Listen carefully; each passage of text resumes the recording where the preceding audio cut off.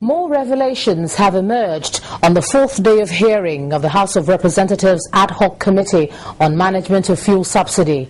Now, one of the issues that came up today was an inquiry by the lawmakers on how it was possible for the Nigerian National Petroleum Corporation to deduct subsidy funds without the approval of the ministry.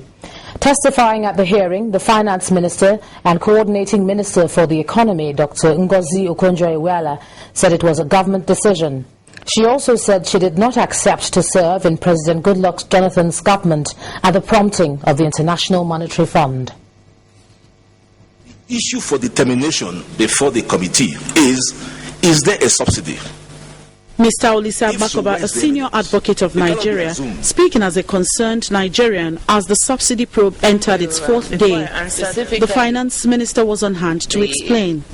At 65, the landing cost of a litre of PMS was estimated at 123 naira per litre. Just to give an example of what the subsidy is, based on a crude oil price of $113 per barrel. Then you have some costs for distribution, bridging, and so on. There's always an argument about this cost. If you were to add what is said to be the cost of distribution, it's about another 15 naira with all the inefficiencies inside, resulting in a cost of about 138 naira. 138.49 naira per litre. Inevitably, whatever the number may be, because the cost of oil, refined oil, more than 80% of it is crude, the cost of crude, which is valued even for NMPC at the international price.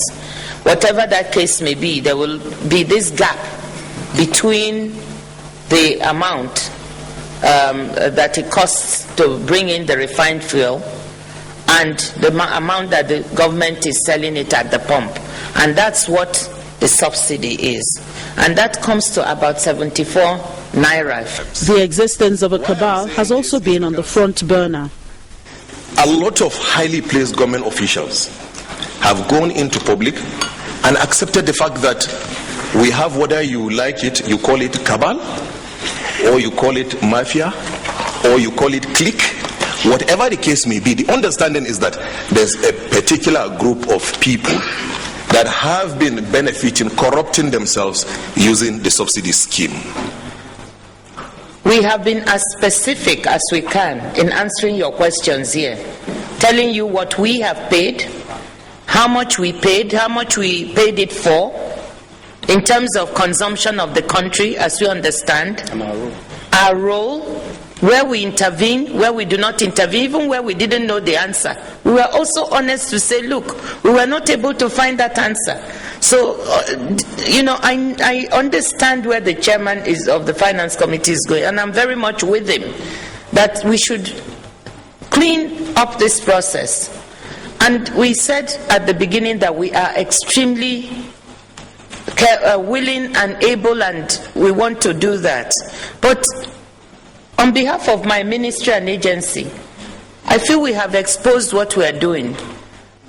Mr. Bakoba, speaking passionately, believes there is need to give value and priority to Nigerians. In the process, some of the questions and comments brought out the emotional side of the minister. Honourable Minister, will you say that looking back in 2 weeks to the strike period, the massive protests, the destruction of properties, the killings, and whatever, will you say you regretted the advice that that subsidy be removed without whatever? Thank you. Mr. President has made clear that this was a government decision. And there are many parts of government in this country. And I have repeatedly made clear that this is not a decision taken by any single person, it's government. So for you to say, well, do I regret that advice, to try and, put it on and personalize it. No, you asked me a personal question. So I have to give you a personal answer. And that answer is that it has been made clear that this is a government decision. This is not an Ngozi Okonjo-Iweala decision. And I think the country needs to know that. Because Because this attempt to personalize it to me is not fair. It is definitely not fair. It's going around the internet, and I must use this opportunity to make it clear so that my name is cleared. It is not an Ngozi Okonjo-Iweala decision. It is a government decision, once and for all.